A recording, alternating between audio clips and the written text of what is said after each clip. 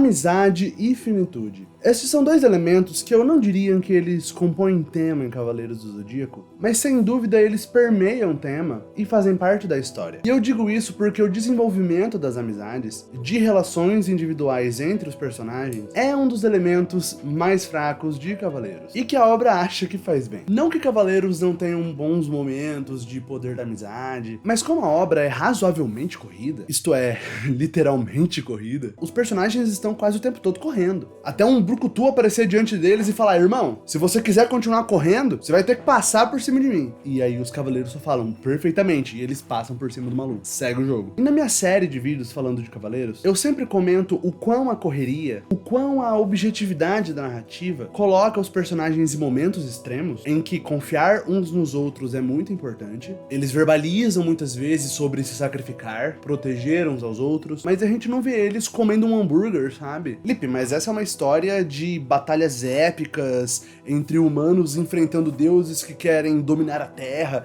Qual a lógica, qual a relevância, qual a função da gente ver eles comendo um hambúrguer? Acontece que os nossos personagens, por mais que eles eventualmente fiquem extremamente poderosos, eles são todos pessoas comuns, que nasceram sob a proteção da sua constelação guardiã, mas mesmo sendo predestinados a se tornarem cavaleiros extremamente poderosos e lutarem para defender a paz na Terra, mesmo com toda essa pompa, todos eles nasceram pessoas normais, assim como eu e você. E que a falta de cenas tão simples e corriqueiras, tão normais, faz com que a gente não sinta que esses personagens são pessoas de verdade, sabe? A gente é meio obrigado a passar um pano e simplesmente aceitar o quão eles são amigos, o quão a amizade deles é importante, porque eventualmente eles vão gritar, eles vão vociferar diante de um inimigo numa batalha mortal o quão a amizade importa, e aí a gente tem, né, até aquela sensação de, caramba, realmente, quem sou eu pra falar o quão amigo você é do Seiya, né? Mas sabe, um trabalho que os fillers do anime fazem muito bem até, que eu curiosamente aprecio hoje em dia, é o de ver o Seiya arranhando um violão num momento triste.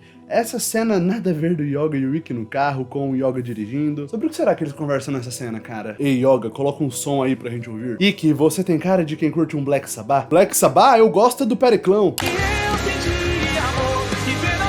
E tem esse momento também, tão sem pé nem cabeça, que após o Ikki reaparecer, em comemoração, eles fazem um brinde. Mas o Shun e o Ikki, por qualquer motivo, não tiram a armadura. Custava esperar eles colocarem as roupas normais de volta rapidinho? Não. Tudo isso que eu mostrei são algumas cenas bem rápidas e pontuais de alguns dos fillers, e por mais que elas sejam extremamente truncadas e não exatamente bem desenvolvidas, elas dão esse leve toque de realidade pra gente. Mas Cavaleiros de verdade não faz isso. É muito diferente da forma que acontece em One Piece, por exemplo. Faz questão de quando um arco vai começar com eles no barco, a gente sempre vê ali um pouco do dia a dia deles no barco, com o Sanji cozinhando, com a Nami checando se eles estão no caminho certo, com a gente vendo que o Zoro fica dormindo o tempo todo e não faz nada no barco. Mostrar vivência entre os personagens não avança a história pra frente, isso é verdade. Mas ela dá textura, ela dá sabor. Pois quando a história for avançar de fato, nós vamos ver personagens muito mais reais diante de situações extremamente preocupantes e sérias. De situações que podem levá-los à morte se eles não chegarem na melhor conclusão de como sair dela. E voltando para Cavaleiros, existem várias amizades que são sabidas, tanto entre Cavaleiros de Prata como Cavaleiros de Ouro, que a comunidade acaba abraçando bastante. Por exemplo, todo mundo sabe que Camus e Miro são melhores amigos, mas tem pouquíssimo deles juntos. Acaba que obras paralelas como Soul of Gold, o episódio G, o Lost Canvas, reforçam a amizade entre os Cavaleiros de Aquário e Escorpião pra gente. Mas se a obra fala muito sobre amizade, e quer que isso importe, mesmo sem desenvolver da forma correta, um outro aspecto que a obra faz muito bem, e que ajuda na amizade inclusive, é o aspecto da finitude. E o que eu quero dizer com isso? Uma coisa muito comum na nossa vivência é que tudo acaba. Coisas têm fim. Coisas acabam o tempo todo. Muitas vezes, inclusive, o final de algo nos gera até alívio, mas muitas vezes gera melancolia. E a melancolia vem quando o final de algo é relacionado a algo bom. Todos os dias, muitas coisas na nossa vida são interrompidas. E é muito comum essa interrupção nos desagradar. Mas muitas vezes é o caminho natural das coisas. É interessante como falar de caminho natural, de finitude, de interrupção. Parece bastante que eu tô falando de morte, né? E eu eu meio que tô. Invariavelmente, é algo que faz parte. Mas por favor, não vamos pensar muito em morte nesse momento. E mais em finais. Afinal de contas, a própria morte nada mais é do que o fim. É talvez o tipo de fim mais difícil para qualquer pessoa ter que lidar, mas ainda assim é mais um tipo de fim. E é muito complicado porque muitas coisas, quando elas acabam, elas ainda não tinham chegado no momento certo do seu fim. E é neste momento que a gente tem aquela sensação de interrupção. Como quando você ouve uma música que você gosta muito, uma música que mexe muito com você, a música acaba e no mesmo instante você volta a ela do começo pra tocar de novo, porque você sente que você não sentiu tudo que você podia ter sentido. Ora, a música em si acabou. Em tese, essa atividade chegou ao fim, mas o sentimento no seu peito pede por mais. Então, por mais que a atividade em si tenha chegado ao seu fim natural, o sentimento que ficou com você foi de interrupção. E aí, nesse caso, é bem fácil de resolver, porque é só você colocar a música pra tocar de novo. Esse é um sentimento muito comum quando a gente come algo que tá muito bom, que por mais que o seu prato esteja vazio, que você esteja cheio, às vezes você quer comer um pouco mais, e às vezes você come só mais um pouco justamente pra prolongar aquela sensação tão gostosa, e aí muitas dessas vezes você percebe que você acabou de cometer exagero. E aí você vai ficar um bom tempo depois falando, meu Deus do céu, por que eu comi tanto? Um outro exemplo muito comum de interrupção é na hora de acordar, que quase todas as vezes parece que a gente tá sendo interrompido, né? De fato, estamos todos sendo interrompidos pelo capitalismo, né? Isso é verdade. Só mais 5 minutinhos, ou só mais 10, ou só mais 15. Essas são pequenas situações do nosso dia a dia, mas eu passei por uma dessas muito forte que mexeu muito comigo, e que quando ela aconteceu, um pouco tempo depois eu parei pra refletir sobre ela, e ela me lembrou demais a cena que eu vou comentar no final desse vídeo. Fica tranquilo, esse vídeo é um vídeo sobre Cavaleiros do Zodíaco. Mas eu passei por um exemplo desse de uma interrupção que você nem percebe que ela tá acontecendo, muito forte ali na minha mudança em 2022. Eu comentei em vários vídeos aqui do canal, e quando eu tava fazendo ali os últimos vídeos naquele apartamento, naquele meu outro cenário, e aí então eu mudei pra esse apartamento que eu tô hoje. Inclusive tá aqui no card se você quiser assistir o último vídeo que eu gravei naquele cenário. Aquele foi um apartamento que eu vivi por muito tempo, em que aconteceu muita coisa boa e muita coisa ruim na minha vida. E eu tive uma certa amizade com uma vizinha que morava no mesmo andar que eu, muito por conta do gato dela, que por acaso se chamava Miro. Ela é uma senhora muito gente boa. A gente conversava no elevador de vez em nunca. E ela sabia muito brevemente sobre a minha vida, e eu da vida dela. Mas ela era uma pessoa muito simpática que me fazia muito bem sempre que eu a via. E no dia da mudança, depois de 7 anos naquele apartamento, eu cruzei com ela no corredor e ela super confusa tentando entender, porque, né, cheio de caixas, cama, um monte de coisa de mudança, né? E aí eu contei pra ela que eu tava me mudando e ela disse, nossa, que pena. Agora que eu sentia que a gente tava cruzando no corredor um pouco mais, você tá indo embora, caramba, parece que foi tão rápido, né? Mas eu espero que você seja feliz. Eu espero mesmo pra você. E aquilo me marcou muito pela forma que ela falou, pela forma que ela encarou uma despedida da vida dela, de alguém que ela mal conhece, só um vizinho. E aí eu fui acometido por aquele sentimento de caramba, eu provavelmente nunca mais vou ver essa pessoa na minha vida. Ela me deixou muito emocionado, porque aquele era um momento de despedida pra mim também, daquele prédio. E aí eu vou ser bem sincero que me deu uma sensação maluca, assim, de que ela ter aparecido no corredor naquele momento, no meio da minha mudança, foi quase uma forma de eu me despedir daquele prédio. É como se eu sentisse o universo falando pra mim, cara, boa sorte aí na sua nova jornada, que você seja feliz, enfim. Maluquice, gente, maluquice, eu sei que eu tô viajando, mas eu queria demais compartilhar esse sentimento, porque eu aposto que você já passou por alguma coisa parecida na sua vida, ter sentido no seu peito essa coisa de uma interrupção que aconteceu com você, mas que você sabe que esse sentimento vai te acompanhar, ele ainda vai estar presente quando você pensar nele, ele vai estar junto de você de alguma forma. E esse tipo de interrupção, esse tipo de final, tem uma relação muito forte com o tempo também. O tempo é uma grandeza muito forte, e que é muito bom para transmitir intensidade nas coisas. Algo muito, muito rápido chama muito a nossa atenção, assim como algo muito, muito lento chama a nossa atenção também. Tanto a sensação de velocidade quanto a sensação de passagem de tempo ditam muito a forma que a gente sente a vida e que a gente se lembra das coisas. O tempo é muito forte e, acima de tudo, ele é implacável. Mas tem uma amizade em Cavaleiros do Zodíaco que, ao invés de tentar construí-la mais ou menos igual o Kurumada faz com quase todas as amizades dessa obra, ele tomou um caminho completamente diferente e apoiou tudo que a gente precisa saber sobre ela em cima do tempo, em cima da força que o tempo tem. Por conta disso, é uma amizade que funciona muito, muito bem, mesmo tendo pouquíssimo tempo de tela para se desenvolver. E o pouco que ela tem é o bastante. para torná-la inesquecível. E é claro que eu tô falando da amizade do Xion e do Doku. Tanto a amizade quanto a dupla mais fantástica de Cavaleiros do Zodíaco pra mim. Eu sou o Luiz Felipe e esse é o Lip Sem Foco.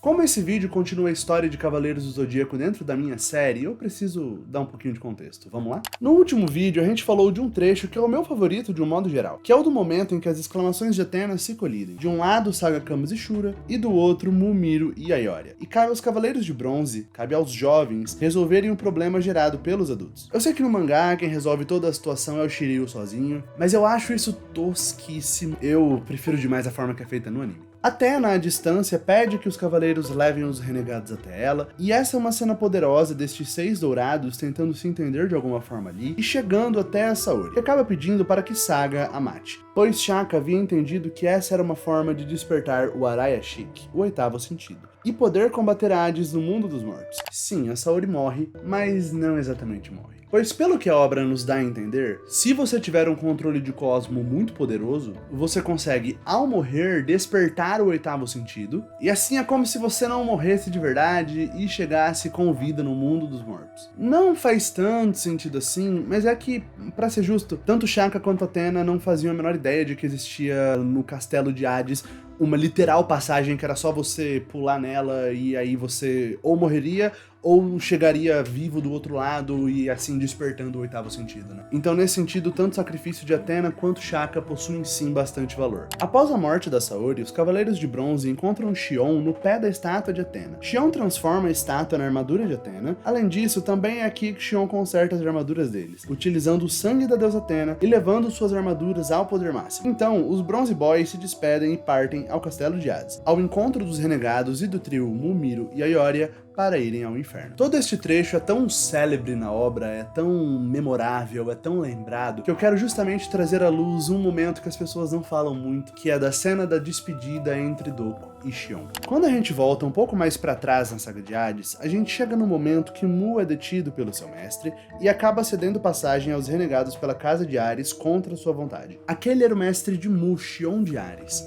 que pouco tempo depois se encontra com Doku, o mestre ancião. O famoso senhorzinho roxo, mestre do Shiryu. Esse é o momento que velhos amigos se reencontram. E agora vamos falar da história de Xion e Doku. É sabido que a guerra entre Athena e Hades é travada a cada 200 anos mais ou menos, isto é, a cada 2 séculos as constelações definem jovens que serão convocados para herdar as armaduras sagradas, e uma jovem que será a reencarnação da deusa Athena, que deverá estabelecer suas forças para enfrentar deuses que tentam tomar posse da Terra como Poseidon e Hades. Doku e Xion foram os únicos sobreviventes da Guerra Santa contra Hades que aconteceu 243 anos atrás. Então, enquanto agora nós estamos testemunhando a nova Guerra Santa, estes dois lutaram no passado e literalmente foram os únicos que sobreviveram. Naquela ocasião, Hades foi derrotado, e seus 108 espectros, os 108 Cavaleiros de Hades, foram selados em um lugar que era possível de ser vigiado dos 5 picos antigos de Rosan. A guerra contra Hades daquela geração chegou ao fim, mas coube a Doku e Xion começarem a cuidar do terreno e preparar a casa para a próxima geração de cavaleiros que viria muito tempo depois. Xion se tornara o grande mestre do santuário. Assim, a sua função era reger neste templo e cuidar de tudo até que Athena reencarnasse daqui 2 séculos e meio. O que fez com que Xion sobrevivesse por tanto tempo foi por ele ser um lemuriano, uma literal raça diferente que existe dentro da obra, que se assemelha muito aos humanos, mas que possui estas 2 marcas na testa, e os lemurianos possuem aptidão a poderes de telecinese. E o mais importante, uma longevidade absurda. É bem parecida com os Númenóreanos, o povo do Aragorn no Senhor dos Anéis, que vive muito mais do que os humanos comuns. Isso explica o Xion conseguir viver tanto tempo. Mas e o Doku? O caso dele foi diferente e eu não vou mentir, muito esquisito. Mas vamos lá. Doku recebeu a missão de ficar nos 5 picos antigos de Rosan, vigiando onde os espectros de Hades estavam adormecidos e se manter atento em relação ao selo de Athena, que vai enfraquecendo com o passar do tempo até ceder. Para isso, Doku recebeu um feitiço chamado Misofetamenos, que reduz os seus batimentos cardíacos drasticamente. Segundo Doku, seus batimentos cardíacos ficaram tão lentos que a quantidade de batimentos cardíacos que nós costumamos ter em um dia era a quantidade de batimentos que ele tinha em um ano. Isso fez com que o corpo dele se atrofiasse pra caramba, e por isso que ele se transformou nestes 243 anos daquela figura do mestre ancião que a gente conhece, que a gente respeita, mas que todo mundo concorda que é bem esquisito. Mas, né, entre aspas, tudo bem o corpo dele ficar daquele jeito, porque a missão dele era simplesmente se manter vigilante. Para o corpo do Doku, ao invés de ter passado 243 anos, era como se tivesse passado apenas 243 dias. Isso faz algum sentido? Eu, Luiz Felipe, não faço a menor ideia, eu acho que não. Mas vamos aceitar. Tá bom? Vamos aceitar. O plano era que Doku conseguiria quebrar o feitiço na hora certa e ter seu corpo de jovem poderoso novamente para poder conduzir a nova geração de cavaleiros à batalha contra Hades. A função de Doku era se manter vigilante para poder guerrear novamente no futuro. Atena também, né, gente boíssima. O cara guerreou em nome dela e como prêmio por ter sobrevivido, sobrou para ele ficar vivo pelos próximos 243 anos para então lutar de novo. Que delícia. Mas quando é chegada a hora de lutar, para Doku é bem inacreditável ver o Shion ali. Pois para começo de conversa, o Shion já tinha morrido. Tanto que foi por isso que o Saga conseguiu se transformar no grande mestre de forma ilegítima. E Shion estava em pé diante de Doku como um soldado de Hades. Naquele momento, assim como Doku, nós não sabíamos que os cavaleiros renegados haviam aceitado essa missão, se permitiram trazer de volta por Hades para despertar a armadura de Atena.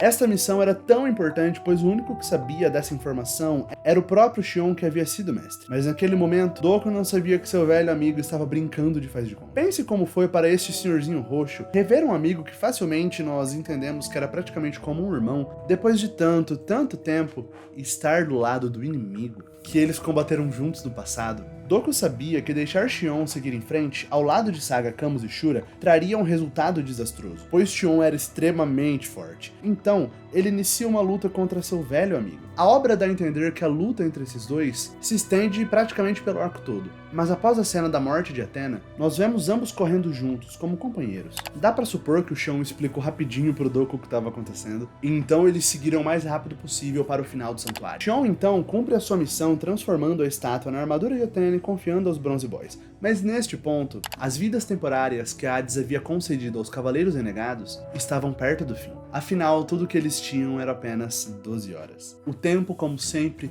se mostra implacável e irredutível. Nós acreditamos na amizade entre esses dois, mesmo sem conhecer a Guerra Santa passada que eles participaram. Claro, existe o Next Dimension, existe o Lost Canvas, que a gente pode ler e saber como, não apenas como foi a Guerra Santa anterior, mas também ver melhor, ver de perto a amizade deles. Mas na obra original, tudo que nós temos é a sugestão. A sugestão de uma Guerra Santa tão violenta que apenas 2 cavaleiros sobraram. E toda a responsabilidade pairou sobre os seus ombros. É mais difícil do que se um deles tivesse morrido, pois se o Shion, por exemplo, estivesse morto por todo esse tempo, Doku teria um choque ao vê-lo como um espectro de Hades, é verdade. Mas os dois viveram 243 anos separados. A gente não tem evidência se o Shion foi até os 5 picos antigos visitar o Doku em algum momento, mas pelo que dá a entender na história, eles nunca se reencontraram. De um lado, o Shion com todos os afazeres que ele tinha como grande mestre, e do outro Doku que, bom, sem dúvida, com batimentos cardíacos numa frequência tão baixa, ele precisava se resguardar. Ele realmente não tinha como ir pra Grécia de bobeira e voltar pra China depois. Mas voltando pro presente, depois de tanto tempo sem se ver, quando estes dois finalmente se reencontram, eles possuem apenas 12 horas. Porém, não 12 horas para conversar, para saber um do outro como foi os últimos 243 anos, não. Naquele momento eles eram obrigados a se portar como inimigos, por conta dos olhos de Hades, para só lá no final eles de verdade poderem se abrir um pro outro. O tempo é cruel, pois após tanto tempo, tudo que os dois tiveram foi apenas um instante. Doku, se fosse possível, eu gostaria de continuar falando com você. Não se preocupe. Logo voltaremos a nos ver. Tem razão. Para quem esperou 243 anos, um pouco mais de espera não vai significar nada.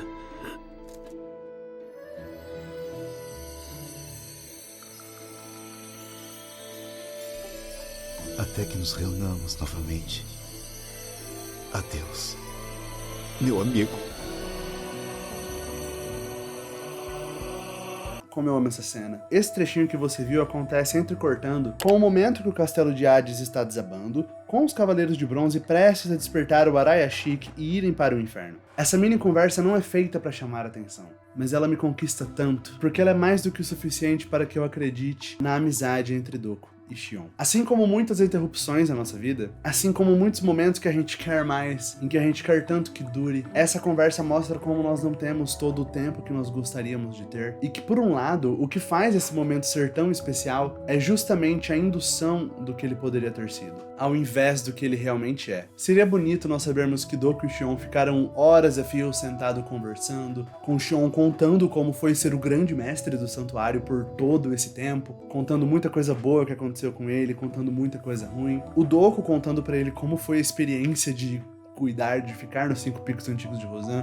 Com certeza deve ter sido meio chato, não deve ter sido fácil também pra ele. Seria muito legal saber que esses personagens tiveram essa conversa, mas tem muito mais força dramaticamente nós vermos que essa conversa nunca aconteceu. Pelo menos não em vida. E é essa interrupção maldosa da vida que faz esse momento ser tão bonito pra mim. Ao mesmo tempo tão bonito, tão triste e tão memorável. Pois é um dos momentos mais humanos de Cavaleiros do Zodíaco. É um dos momentos que nós mais conseguimos nos identificar. Apesar de triste, essa finitude, esse saber que tudo acaba, é um dos maiores charmes da vida. É claro que em muitos momentos não tem charme nenhum nisso, né? Muitas interrupções são simplesmente mal-vindas. São quase brincadeira de mau gosto da vida com a gente. Mas é ciente de que o final existe para tudo e para todos, e que, pior, muitas vezes ele nem tem como ser previsto, que tudo que nos resta é encarar essa verdade. É entender o quão implacável o tempo é. E sermos a melhor pessoa que nós conseguimos ser. É deixarmos claro para as pessoas que a gente ama o quão elas são importantes pra gente, o quão isso é verdade e o quão isso é real. Afinal, a vida é de fato